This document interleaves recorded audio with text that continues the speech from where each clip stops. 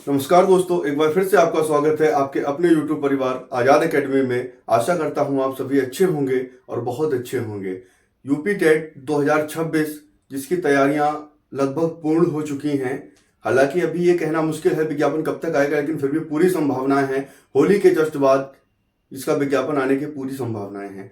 तो बात हम करेंगे आज 2026 यूपी टेट क्या समय पर हो पाएगा या नहीं, पहले इस पर चर्चा कर लें।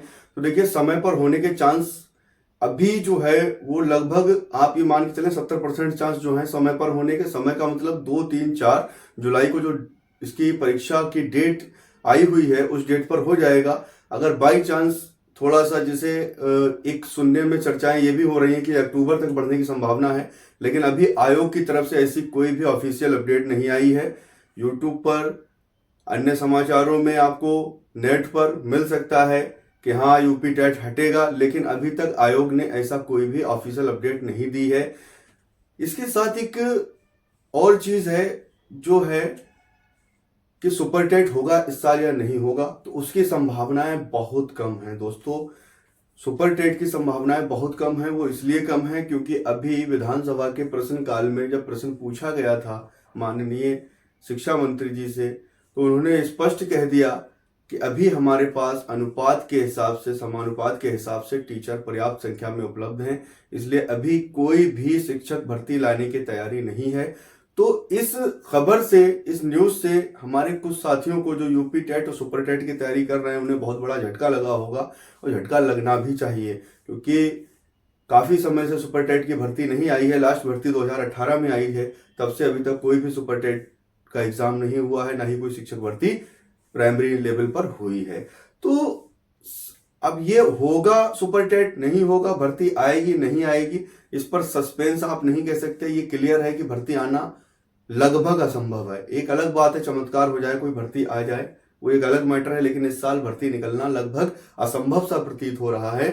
तो अब अगर आप यूपी टेट की तैयारी इस हिसाब से कर रहे हैं कि हमें सुपर टेट देना है, या सुपर टेट के साथ में आप यूपी टेट के साथ में सुपर टेट की भी तैयारी करना चाहते हैं, तो थोड़ा सा आपको झटका लग सकता है। लेकिन फिलहाल यूपी टेट आप करके रखिए, क्योंकि ये यूपी टेट का एग्जाम भी लगभग 4 साल बाद होने जा रहा है।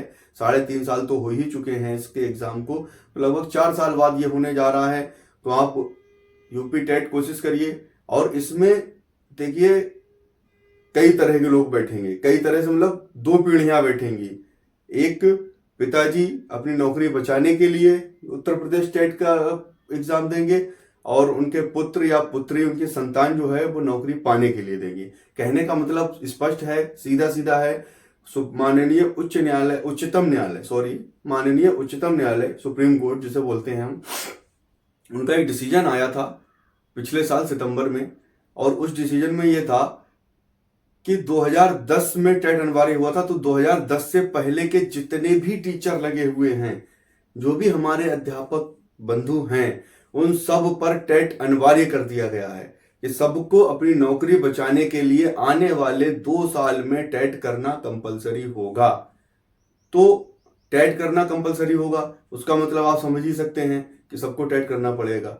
और 2 साल में जिनके रिटायरमेंट के 5 साल बचे हैं उनके लिए ऐसे छूट दी गई। 5 साल अगर किसी रिटायरमेंट बचे हैं वो बिना टेट के 5 साल अपने काट सकता है। उससे अधिक की अगर सर्विस बची है तो उसे टेट, सर्विस में बने रहने के लिए, सेवाओं में बने रहने के लिए टेट करना कंपलसरी है। तो पिताजी भी देंगे और बेटा भी एग्जाम ये देगा। तो ये टेट का एग्जाम तो देखिए इस बार जो है कैंडिडेट तो जाहिर सी बात है बढ़ेंगे ही बढ़ेंगे। सुपर टेट होगा नहीं होगा इस पर अभी सस्पेंस है, सस्पेंस तो बना ही रहेगा उस पर, क्योंकि कभी जो है कहा जाता है इतने पद खाली हैं, वैकेंसी आएगी। कभी कहा जाता है इतने पद तो खाली हैं लेकिन हमारे पास शिक्षा मित्र उपलब्ध हैं, तो छात्रों के अनुपात के हिसाब से शिक्षक हमारे पास पूरे हैं, इसलिए वैकेंसी नहीं आएगी। तो उस पर हम नहीं कोई भी हम बहुत ज्यादा आपको विश्वास या ये कह दें, बहुत से यूट्यूब चैनल वाले आपसे कहेंगे नहीं भर्ती आएगी, सुपर टेट होगा, क्योंकि सिलेबस जारी कर दिया है आयोग ने सिलेबस जारी जरूर किया सुपर टेट का, लेकिन सुपर टेट होने की संभावनाएं नहीं है। ठीक है, तो अब उस बेस पर ये भर्ती की ये जो आपका टेट की परीक्षा है वो अक्टूबर में जा सकती है, क्योंकि अगर सुपर टेट नहीं होगा तो बढ़ने की संभावनाएं हैं। लेकिन आयोग की जो मीटिंग है, ये सुना जा रहा है कि होली के जस्ट बाद जो है कोई भी डेट पे एक मीटिंग होगी, उसमें क्लियर हो जाएगा कि भर्ती होगी या सॉरी, भर्ती तो क्लियर है कि यूपी टेट की परीक्षा अपने नियत समय पर होगी या आगे बढ़ेगी, लेकिन संभावनाएं नियत समय पर ही ज्यादा हैं, क्योंकि उस बैठक में आपका डिसाइड हो जाएगा कि विज्ञापन इसका कब तक आ रहा है। ठीक है, तो अब इसमें देखिए, सबसे पहली बात आपके दिमाग में, जो पहली बार परीक्षा में बैठ रहे हैं डीएलएड वाले, हमारे साथी, हमारे दोस्त, हमारे मित्र जो भी पहली बार बैठ रहे हैं, तो उनके लिए एक सबसे बड़ा क्वेश्चन कि हम परीक्षा को पास कैसे करें।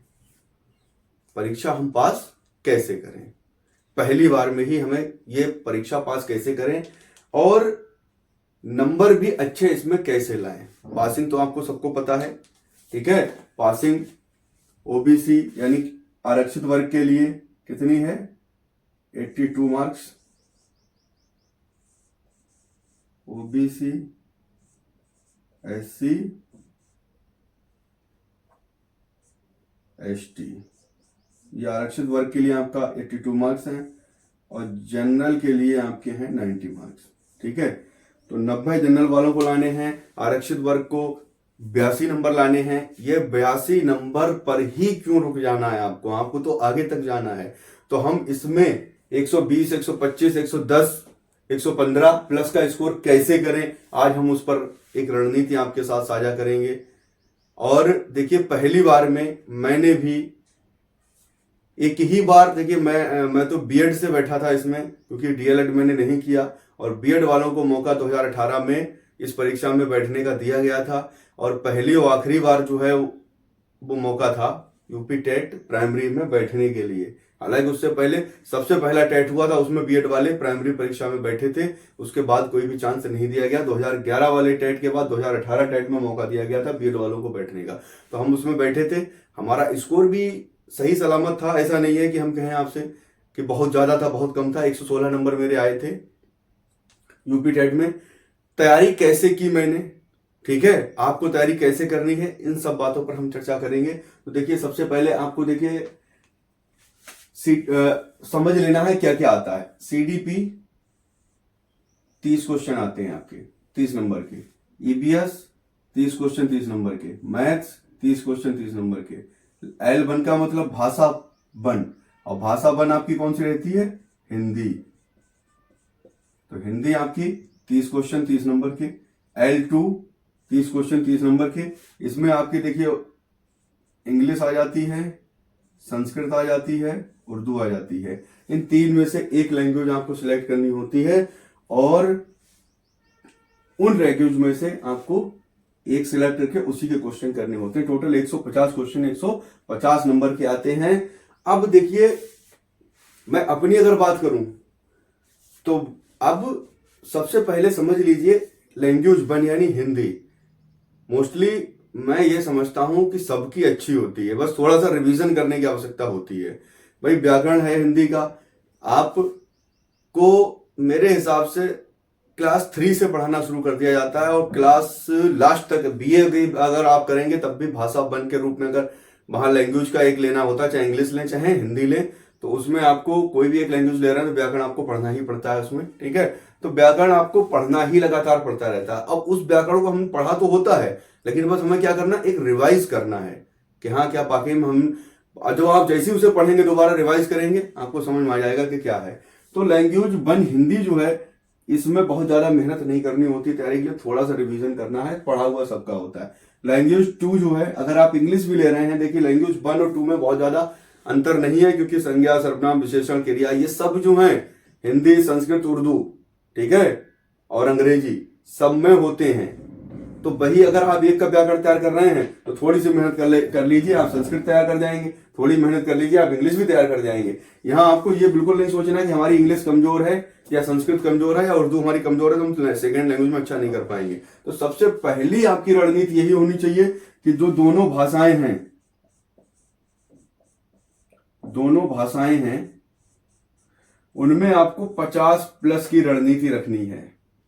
अगर ये रणनीति आप 50 प्लस की रखते हैं तो मैं गारंटेड कह सकता हूं कि आपके 100 प्लस नंबर जाएंगे। आप 50 प्लस, देखिए 60 क्वेश्चन हैं दोनों भाषाओं के, 50 प्लस कोई बड़ी बात नहीं है।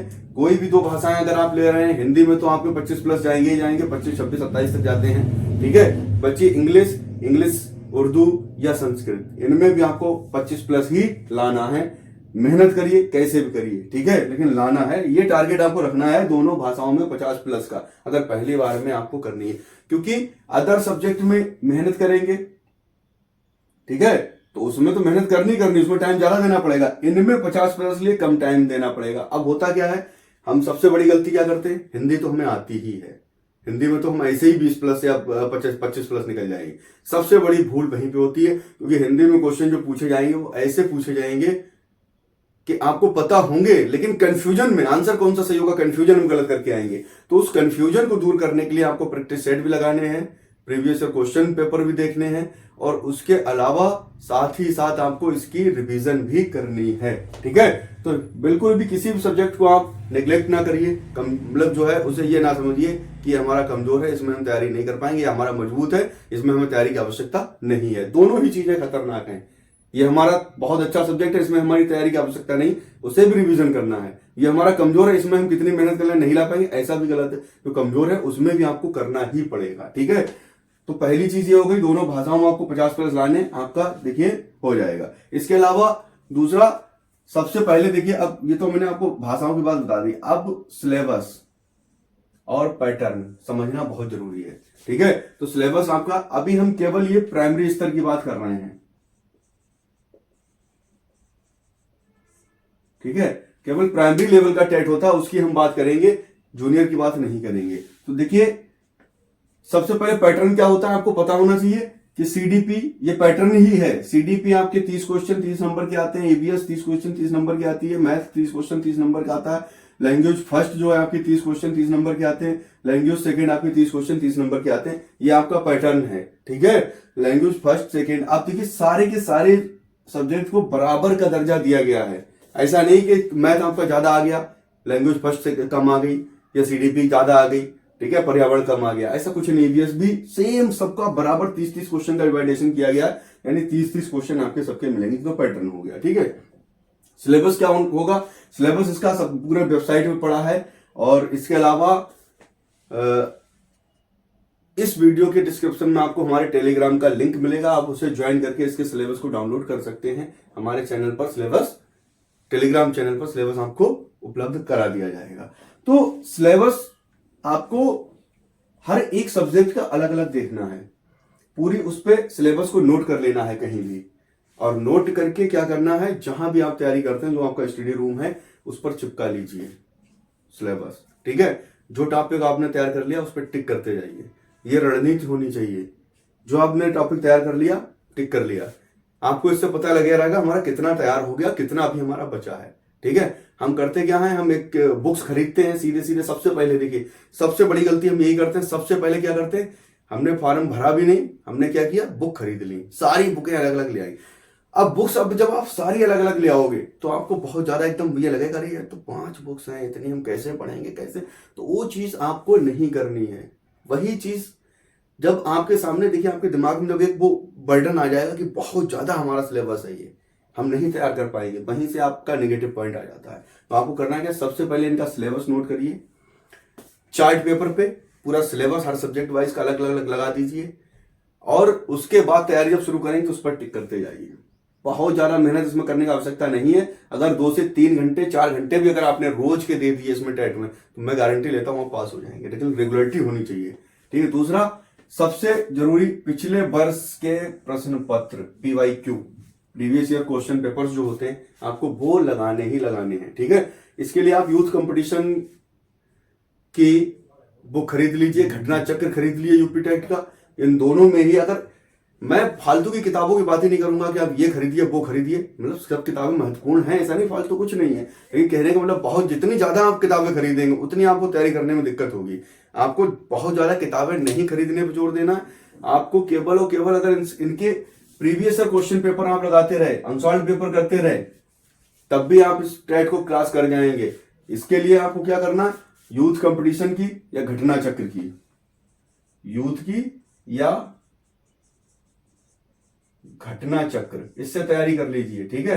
अब आप ये मत सोचना कि इनका मैं प्रचार कर रहा हूं, प्रचार नहीं कर रहा हूं, ये वास्तविकता में किताबें बढ़िया हैं, इसीलिए मैं आपको बता रहा हूं। कोई ऐसा नहीं कि इनसे मुझे पैसा मिल रहा है मैं इनका प्रचार कर रहा हूँ, ठीक है, ऐसा नहीं है। मैंने भी घटना चक्र और यूथ को ही प्रेफरेंस दिया था, और इन्हीं से देखिए यूथ है, घटना चक्र है, इनमें जो भी क्वेश्चन होता है उसका पूरा एक व्याख्यात्मक हल दिया होता है, उसका इधर उधर से भी अगर क्वेश्चन पूछा जाएगा हो जाएगा। दूसरी बात देखिए 2021 वाला पेपर, 2017 वाला जो टेट का पेपर था और 2021 वाला है, इन दोनों में 100 प्लस क्वेश्चन, लगभग 105 या 6 क्वेश्चन सेम थे, 100 प्लस क्वेश्चन सेम थे। सोचने वाली बात है, अगर प्रीवियस ईयर क्वेश्चन पेपर आपका इसमें, अगर जिसने मतलब 2017 वाला पेपर दिया था या नहीं दिया था, लेकिन अगर किसी ने प्रीवियस ईयर क्वेश्चन पेपर हल किए होंगे तो 2017 का जरूर किया होगा उसने तैयारी से पहले, और जब 2021 का एग्जाम देने गया होगा तो उसका 100% इसमें पास हुआ होगा, क्योंकि हूबहू,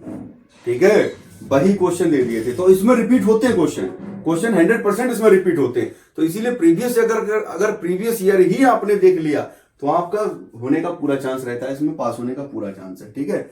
तो प्रीवियस ईयर क्वेश्चन पेपर बहुत इंपॉर्टेंट है इसके लिए, परीक्षा पास, पहली बार परीक्षा पास करने के लिए बहुत इंपॉर्टेंट है। मॉक टेस्ट आप देते रहिए, कोई भी किसी भी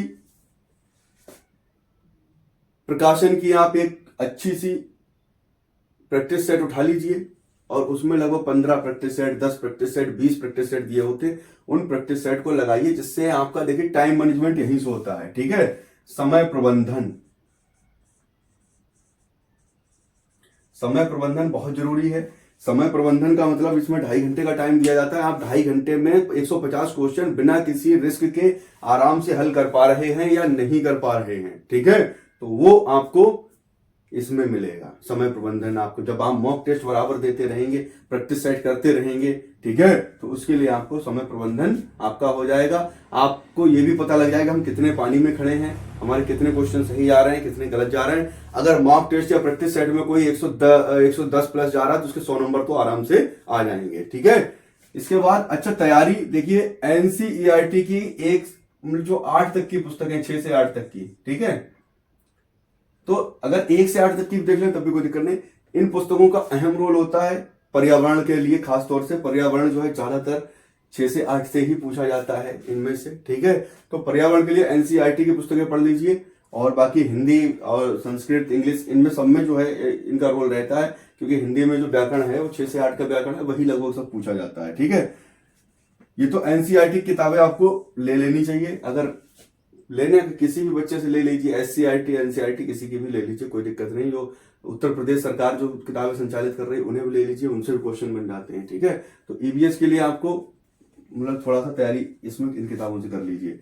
दूसरी बात देखिए, हमने एक बिंदु लिखा कमजोर विषयों पर ध्यान। सबसे बड़ी दिक्कत हमारी यही होती है कि हम करते क्या है, जो हमारे मजबूत सब्जेक्ट होते हैं, जिनमें हमें रुचि होती है, हम उन्हें पढ़ते जाते हैं, लेकिन जिनमें रुचि नहीं होती, जो हमारे कमजोर सब्जेक्ट होते हैं, उनमें जाहिर सी बात से रुचि नहीं होगी, क्योंकि मजबूत वही होगा जिसमें हमारी रुचि होगी, कमजोर वही होगा जिसमें रुचि नहीं होगी। उसे हम थोड़ा सा दरकिनार कर देते हैं, सोचते हैं इसमें तुक्का लगा के हम चले आएंगे और हम पास हो जाएंगे।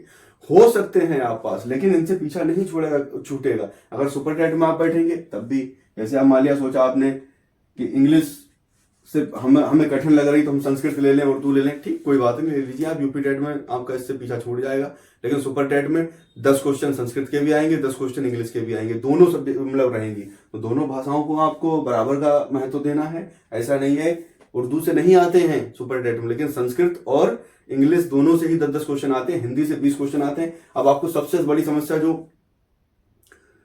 हमारी देखिए, जो सबसे बड़ी एक डर रहता है वो होता है मैथ का, कि गणित बहुत कठिन विषय है। गणित बहुत सरल विषय है, कोई कठिन विषय नहीं है, और गणित को हम इतना हवा समझ लेते हैं कि उस हवा की वजह से हम क्या करते हैं, उस पर ध्यान नहीं देते, जबकि उसमें हमारा सबसे महत्वपूर्ण चीज ये है कि उसमें हमें करना ही करना है। 30 क्वेश्चन इसमें अगर आ रहा है, सुपर टेट में भी इसके 20 क्वेश्चन आते हैं, तो अच्छे खासे क्वेश्चन आते हैं। तो सुपर टेट अगर अभी नहीं भी हो रहा है कोई बात नहीं, कुछ सब्जेक्ट ऐसे हैं जिन्हें आप तैयार करके रखिए। 4-5 सब्जेक्ट आप अपने, जो कम से कम जो टेट वाले सब्जेक्ट है, ये आपके बिल्कुल तैयार होने चाहिए सुपर टेट के लिए, ताकि जब भी आए तो 1.5-2 महीने का टाइम मिलता है, बहुत ज्यादा टाइम सुपर टेट में नहीं मिलता है। जब भी आए तो बचे हुए सब्जेक्टों की आप तैयारी कर लीजिए, और ये आपके खाली रिवीजन से काम चलना चाहिए।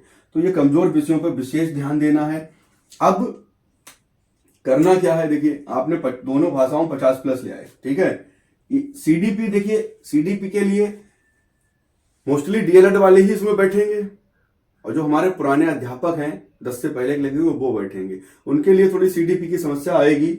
बाकी जो डीएलएड वाले हैं उन्होंने जो भी सीडीपी डीएलएड में पढ़ी है, तो उस सीडीपी जो पढ़ी है डीएलएड में, तो उसमें तैयारी कर लीजिए आप उन्हीं किताबों से, या उसी जो भी आप जिससे भी तैयारी की है। अगर सीडीपी आपने ढंग से डीएलएड में पढ़ी है तो सब वहीं से क्वेश्चन पूछे जाते हैं, कहीं बाहर से क्वेश्चन नहीं पूछे जाते हैं। ठीक है, तो सीडीपी में कोशिश करिए 20 लाने की, बहुत ज्यादा कठिन नहीं है, क्योंकि इसमें फैक्चुअल क्वेश्चन आते हैं। फैक्चुअल क्वेश्चन आते हैं तो आपने या तो सही होगा या आपका गलत होगा, दो ही चीज है। तुक्का का इसमें चांसेस कम रहता है, तुक्का सीटेट में अच्छे बैठते हैं, इसमें तुक्के के चांस कम रहते हैं। ठीक है, तो तुक्के के ऊपर मत जाना। 20 इसमें लाइए, ईबीएस में भी आप 20 लाइए, मैथ में तो आप 25 प्लस लेके ही आइए कैसे भी। देखिए मैथ, अब हम बात करें ईबीएस, हमने आपको बता दिया एनसीईआरटी की पुस्तकों से पढ़ लीजिए। मैथ आपका 6 से 8 तक का अगर ढंग से तैयार कर लेंगे, जूनियर उत्तर प्रदेश स्कूलों में जो भी किताबें पढ़ाई जा रही 6 से 8 की मैथ की, अगर वो 6 से 8 की ही किताबें आपने तैयार कर ली, मैथ आपका हम बता रहे 30 के 30 क्वेश्चन सही होंगे, 25 छोड़िए। अगर वही तैयार कर ली तो मैथ के लिए आप जो है इधर उधर मत भटकिए। ठीक है, बाकी पुस्तकें बहुत सी हैं मैथ की, आप पढ़ लीजिए। लेकिन अगर आपको मैथ वाकई में, अगर मैथ में अच्छे क्वेश्चन, अच्छे नंबर लाने हैं, तो आप 6 से 8 तक का मैथ पढ़ लीजिए, वही सब कुछ आता है, सरल टॉपिक है। ठीक है, तो 25 प्लस मैथ में आ जाएंगे। इसमें भी 25 लाइए और इसमें भी 25 लाइए। अब टोटल कर लीजिए 15, 2, 4, 6, 8, 10 और 1, 11, 115 ऐसे क्वेश्चन आ सकते हैं। 115 क्वेश्चन ऐसे आ सकते हैं, कोई दिक्कत नहीं। वो 115 क्वेश्चन आपके सही हो गए, 115 मार्क्स हो गए। अब 115 हमने अभी जुड़वा दी, तो 115 नहीं तो कम से कम 105, 110 तो सही हो ही जाएंगे। हम बहुत ज्यादा आपको सपने नहीं दिखाएंगे कि 120 प्लस आराम से आ जाएंगे, आपके 130 प्लस आराम से। देखिए 130 प्लस के लिए आपको बहुत मेहनत करनी पड़ेगी। 130 प्लस का मतलब समझ रहे हैं, आपको कम से कम 2 से 3 सब्जेक्टों में फुल मार्क्स लेने पड़ेंगे। अब वो फुल मार्क्स आप संस्कृत में ले सकते हैं, मैथ में ले सकते हैं, ठीक है, हिंदी में ले सकते हैं फुल मार्क्स, क्योंकि ये जो है व्याकरण के हैं। बाकी ईवीएस में भी आप ले सकते हैं, लेकिन इसमें भी चांस रहते हैं गलत होने के, सीडीपी में भी थोड़ा गलत होने के चांस रहते हैं। तो वो फुल 130 प्लस का आप अभी मत सोचिए, इतना प्रेशर मत दीजिए दिमाग पे। आपको ये सोचना है 100 प्लस करना है, 100 प्लस करना है आपका, मतलब पहले आपका पहले टारगेट होना चाहिए हमें कैसे इसे पास करना है। अब पहली बार आप बैठ रहे हैं तो पहली बार में हमें कैसे पास करना है। तो बहुत ज्यादा देखिए, अब 115 लाना कोई बड़ी बात नहीं है इसमें, ये मैं फिर कहूंगा। ठीक है, आपको लग रहा होगा 115 लाना बहुत कठिन बात है। 20 क्वेश्चन बहुत आराम से सीडीपी में सही कर सकते हैं आप, ईवीएस में भी 20 क्वेश्चन बहुत आराम से सही कर सकते हैं, जो मैं बता रहा हूं उस तरह से पढ़ लिया तो। मैथ में 25 छोड़िए, 25 से प्लस चले जाएंगे अगर 6 से 8 की आपने बुक्स पढ़ ली। लैंग्वेज वन में ये भी देखिए, लैंग्वेज वन तो आपके हिंदी जो है उसके लिए आपको थोड़ी सी रिवीजन की जरूरत है। आधा घंटा भी अगर पर डे दे दिया आपने, 25 प्लस आप निकल जाएंगे, कोई दिक्कत नहीं। ठीक है, बाकी भाई संधि, समास, संज्ञा, सर्वनाम, क्रिया, विशेषण, ठीक है, यही सब अब मतलब जो है वाक्य शुद्धिकरण, ठीक है, तत्सम, तद्भव, देशज, विदेशज, ये सब आते हैं। तो ये सब आपके पढ़े हुए होते हैं, कोई ज्यादा आपको इसमें अधिक पढ़ने की आवश्यकता नहीं होती, खाली रिवीजन करना होता है।